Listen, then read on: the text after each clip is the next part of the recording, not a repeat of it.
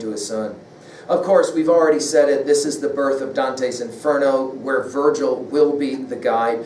This will also see the birth of so much of what Milton does in Paradise Lost, and as well, T.S. Eliot's Wasteland and Hollow Men, and I've already mentioned Yeats's Sailing to Byzantium. You could make the argument that our entire AP curriculum is constructed in such a way so that we begin with these three really important epic poems, and we will finish our time together with T.S. Eliot's Wasteland, and in between we've got Dante and Milton to help us get there as well.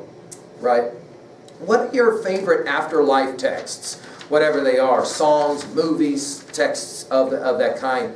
There's a famous scene in Peter Jackson's Lord of the Rings trilogy, The Return of the King, when it really does look like it's all gonna end, and Gandalf will make that famous set of comments about what death is actually like, and it's this beautiful, melodic kind of Elysian feels-like idea. Well, finally, 3B. What are your three views? I mean, you knew this was coming, so let's ask it. What are your three views on these three types of stories? How do you answer the questions of beginnings? Why is there something instead of nothing? Or the question of values. Where do you come down? What stories do you hold to explain the ontological or the epistemological or the political or the ethical understandings of your life and all of the other people who live on the planet? And then finally, what do you think about the third series of questions, stories? What's next? What do you like about this portrayal? What do you not like about it? How about this one? What is the value, a question for you to think about. What is the value of knowing the future if you do forget? Right? If you could be told everything that's going to happen in your future, would that motivate you or would that horrify you?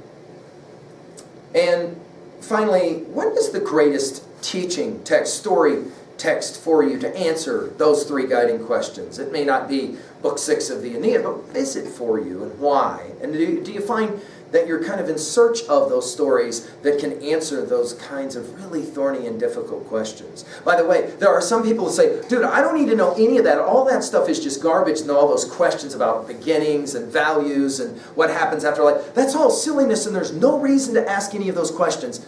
That is a story. That response is a story. One more story that either you accept or reject. You can't get away from it because it's called language, right? All right. So we now have seen the